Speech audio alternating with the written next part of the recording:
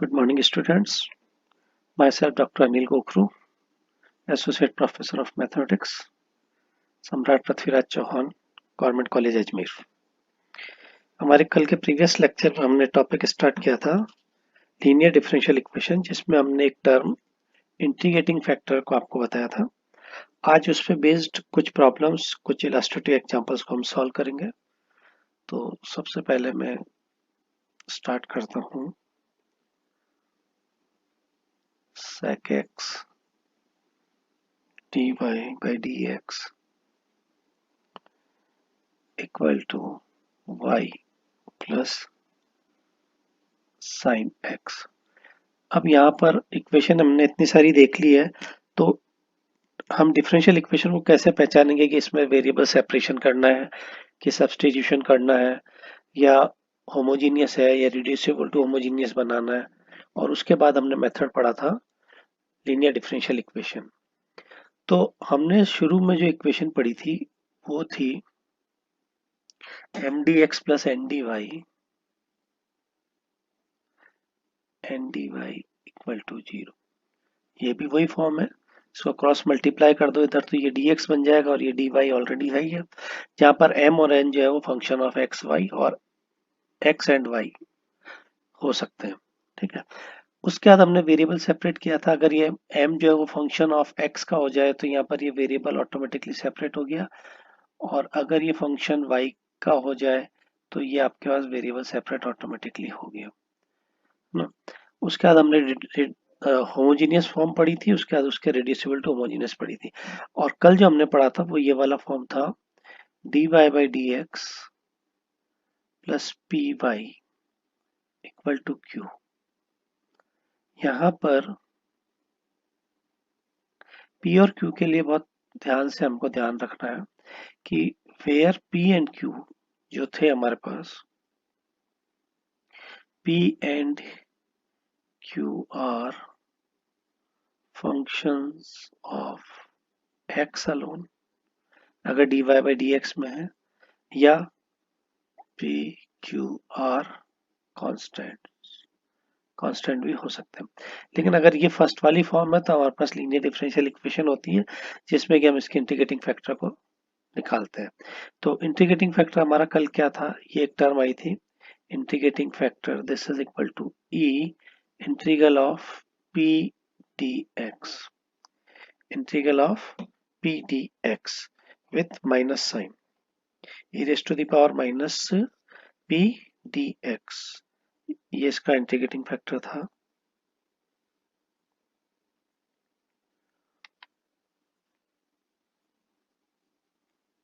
अब हमने जो इक्वेशन ली है पहले उसको रीराइट करते हैं हमारे ओरिजिनल फॉर्म में। तो इक्वेशन जो थी उसको मैं वापस से लिखता हूँ dy बाई डी एक्स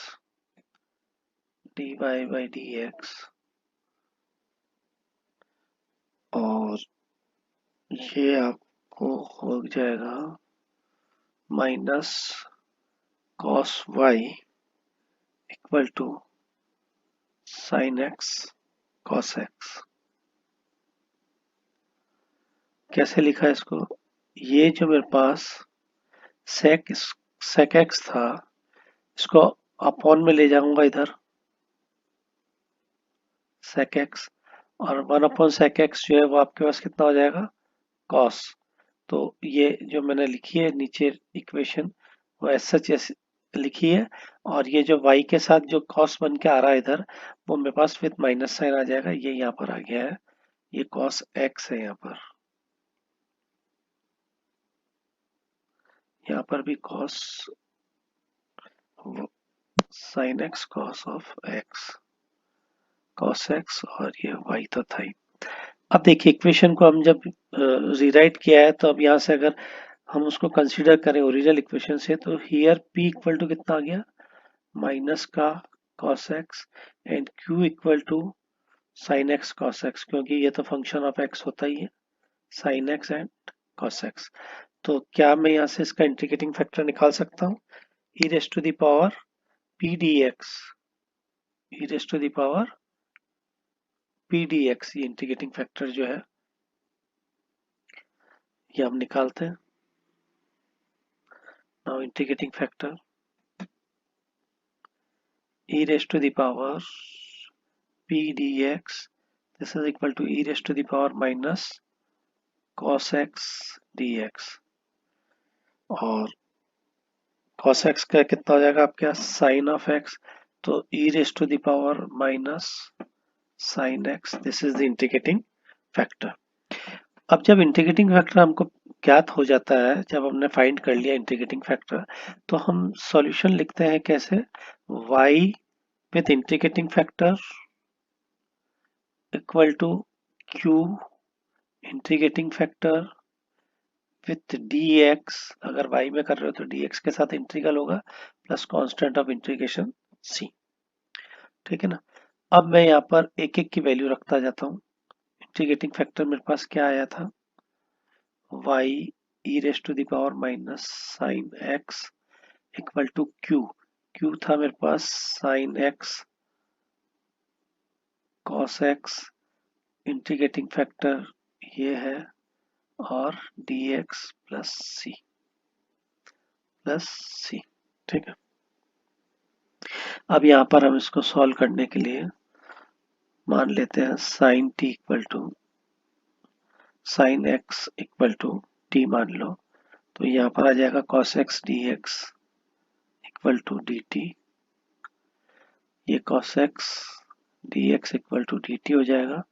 तो ये कल हमने ऐसा इंटीग्रल एक किया था, ये तो हो गया t, ये हो गया e raised to the power minus t dt plus some constant of integration. इसको बाई पार्ट से हम सॉल्व कर लेंगे, और ये इधर वाला तभी पार्ट मैंने डिस्टर्ब नहीं किया है, इसमें मैंने कोई चेंज नहीं किया। तो जब इस इंटीग्रल को बाई पार्ट्स हम करेंगे, तो यहाँ से मेरे पास इंटीग्रल जो सॉल्व होके आएगा वो आ जाएगा minus e raise to the power minus t 1 plus t plus c, और t की वैल्यू को मैं वापस सब्स्टिट्यूट कर देता हूँ। साइन x हमने माना था 1 प्लस साइन x प्लस सी, तो यहाँ से मेरा सॉल्यूशन सीधा सीधा आ गया y equal to E raise to the, जो माइनस का x था वो इधर चला जाएगा, तो ये बन जाएगा e raise to the power plus का sine x e raise to the power plus का sine x minus 1 plus sine x, this is the required solution. इस टाइप से हमें इक्वेशन को सॉल्व करना है।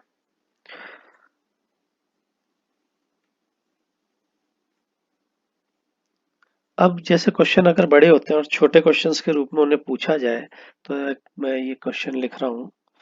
जैसे क्वेश्चन मैंने लिखा है cos cube x dy by dx plus y cos x equal to sine x।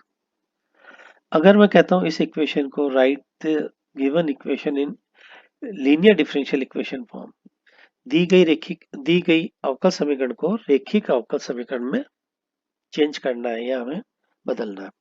तो रेखिक अवकल समीकरण जो हमने कल स्टैंडर्ड फॉर्म पढ़ा था वो था dy बाई dx, इसका कोफिशिएंट 1 था, ये ध्यान रखना, प्लस पी वाई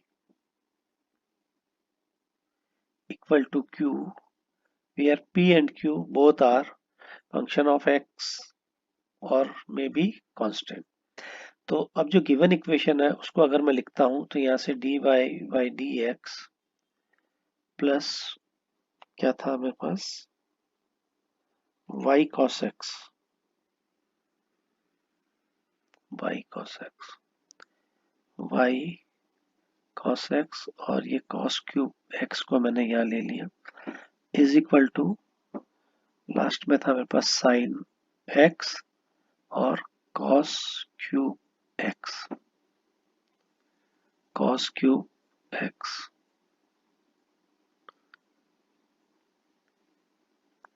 ये आपके पास इक्वेशन लीनियर इक्वेशन के फॉर्म में आ गई, जहां पर p की वैल्यू अगर हम देखें तो हमारे पास क्या आ रही है, D Y by D x plus sec square x y equal to 10x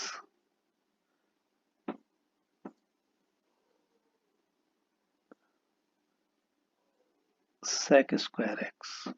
देखिए sine x upon cos x तो बन गया 10x, और एक जो कॉस स्क्वायर x था वो सेक स्क्वायर x अपने पास बन गया। तो ये इक्वेशन इस टाइप से मेरे पास बदल के आई है। अब यहाँ पर इंटीग्रेटिंग फैक्टर की बात करें, इसी में क्वेश्चन में आपसे पूछ लिया जाए कि इसमें इंटीग्रेटिंग फैक्टर क्या है, तो इंटीग्रेटिंग फैक्टर हमारे पास हो जाएगा e raise to the power p की वैल्यू यहाँ पर कितनी है, sec square X D X, और इसका इंटीग्रल हमारे पास क्या होता है, इसका इंटीग्रल हमारे पास आएगा 10x, सेक स्क्वायर एक्स का जो इंटीग्रल है वो हमारे पास आ जाएगा 10x के रूप में। तो ये हो जाएगा e raise to the power 10x, this is the integrating factor. अब इसको सॉल्व कर लीजिए, इसका जो सॉल्यूशन है वो कैसे लिखते हैं, y integrating factor equal to q integrating factor with dx plus some constant of integration c, with some constant of integration c। चलिए y e raise to the power 10x equal to q की value क्या थी उधर, q की value थी आपके पास sec square x 10x e raise to the power 10x dx plus c. कभी कभी इंटीग्रल बड़े आसान आ जाते हैं। अब यहाँ पर आप 10x को t ले लीजिए, तो ये sec square X D x equal to D T हो जाएगा। 10x इक्वल टू टी अगर लेते हैं तो ये sec square X D x equal to D T हो गया। तो यहाँ से ये चीज तो डी टी बना देगी विथ टी। तो अब इक्वेशन वापस से मेरे पास क्या बन रही है, अभी जो इंटीग्रल सॉल्व किया था एक्जैक्टली सेम बन रही है। लेफ्ट हैंड साइड तो मैं सेम रख रहा हूँ। ये बन गई मेरे पास t e raise to the power t dt, ऊपर वाले में शायद माइनस आया था, तो कोई बात नहीं, इसका इंटीग्रल सॉल्व होके हमारे पास क्या आ जाएगा, प्लस साइन के साथ आ जाएगा e raise to the power t minus 1, वहां पर था 1 प्लस t था, है ना, तो ये हो गया t minus 1 plus c। By part से इसको करना, और t की वैल्यू को वापस सब्स्टिट्यूट कर देता हूँ। t क्या माना था हमने, sec स्क्वायर एक्स, 10x माना था, sec square X D X, तो इसका डिफरेंशियल हुआ था 10x minus 1 plus C, y e raise to the power minus 10x। तो ये वाली टर्म तो इधर खत्म हो जाएगी, तो ये आंसर आपका टोटल बचेगा y equal to 10x minus 1 plus C e raise to the power 10x। This is the required solution with minus sign, इधर प्लस साइन है ना,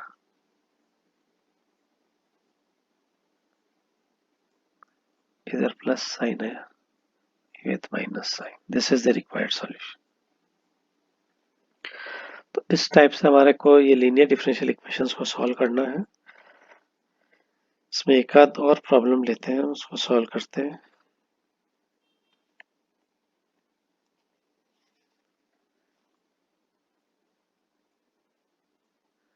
देखिए ये इक्वेशन मैं लिख रहा हूँ, इससे आप कंफ्यूज मत होना कि ये होमोजीनियस वाली फॉर्म है या क्या है। D Y by D X is equal to X plus Y plus 1 upon X plus 1, ये मैंने इक्वेशन लिखी है। अब इसको मैं वेरिएबल सेपरेट भी नहीं कर सकता, क्योंकि dx के साथ मेरे पास x प्लस वाई प्लस 1 आ रहा है और dy के साथ x प्लस 1 आ रहा है। चलो dy के साथ x प्लस 1 आ रहा है वो तो dx के साथ चल जाएगा, लेकिन जो dx के साथ x प्लस वाई प्लस 1 आ रहा है वो वेरिएबल सेपरेट नहीं होंगे। तो यहाँ से हम सब्सटीट्यूशन भी लगाएं कि x plus Y plus 1 equal to T ले, तो नीचे मेरे पास x प्लस 1 ही है ऑलरेडी। तो मैं यहाँ पर सब्सटीट्यूशन भी नहीं लगा सकता। अब मैंने एक फॉर्म जो पढ़ी थी, कौन सी पढ़ी थी, dy by D x equal to a x plus b y plus c वाली एक फॉर्म पढ़ी थी, जहाँ पर a dash x plus b dash y plus c dash. तो यहाँ देखिए y इसमें है नहीं, तो ये वाली फॉर्म इसमें यूज नहीं होगी, तो रिड्यूसिबल टू होमोजीनियस भी नहीं होगी अगर होमोजीनियस नहीं हुई। इसका मतलब ये मेरे पास लीनियर डिफरेंशियल इक्वेशन में ही बनेगी। तो अब जब लीनियर डिफरेंशियल इक्वेशन मुझे बनाना है, तो मुझे यहाँ पर फंक्शन ऑफ एक्स भी बनाना है और वाई के साथ फंक्शन ऑफ एक्स भी मुझे यहाँ पर बनाना है। तो चलिए मैं इसको करता हूँ सॉल्व। इस राइट हैंड साइड को मैं ये चीज लिख देता हूँ पहले, जिससे कि मेरे पास ये तो हो जाएगा कि मैं इसको ये चीज लिख सकता हूँ। ठीक है, और अगर ये चीज मैंने लिखी, तो अब मेरे पास इक्वेशन जो है वो सीधी सीधी लीनियर डिफरेंशियल इक्वेशन में बदल गई, जहां पर Q की वैल्यू जो है वो मेरे पास 1 हो गई। जो कह रहे थे हम Q में भी कांस्टेंट और फंक्शन ऑफ x, ये लीनियर डिफरेंशियल इक्वेशन में आपके पास बदल के आ गई। तो यहाँ से अब मेरा इंटीग्रेटिंग फैक्टर क्या हो जाएगा, क्योंकि यहाँ p की वैल्यू मेरे पास है 1 अपॉन x प्लस 1, क्योंकि p फंक्शन ऑफ x होता है, तो e raise to the power minus 1 upon x plus 1, this is equal to e raise to the power minus log x plus 1। Okay, तो इस चीज को मैं लिख सकता हूँ e raise to the power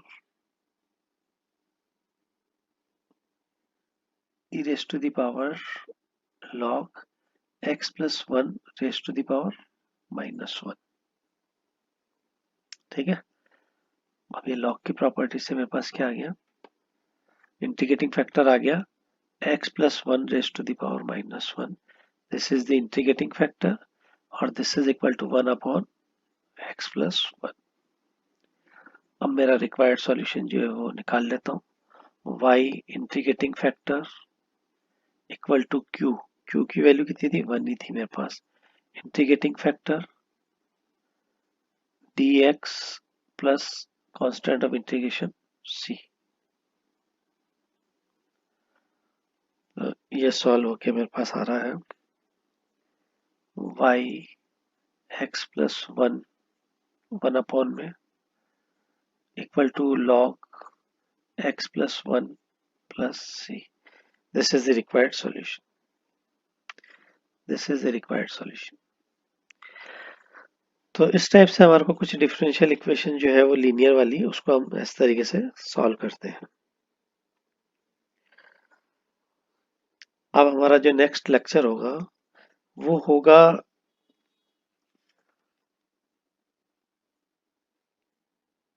ऐसे समीकरण जो रेखिक समीकरणों के रूप में सम्मानित होते हैं, यानी बर्नौलीज फॉर्म को हम पढ़ेंगे, जहां पर हमारे पास dy by D x plus P Y equal to जो q आ रहा था, उस q में y की पावर में हमारे पास मल्टीपल में होगा, y की कुछ पावर्स मल्टीपल में होगी। ऐसी इक्वेशन को हम बर्नौलीज इक्वेशन बोलेंगे, उनको हम रिडक्शन करेंगे हमारी लीनियर इक्वेशन में, और फिर उसको हम सॉल्व करेंगे जैसे अभी हम सॉल्व करते आ रहे हैं। Thank you.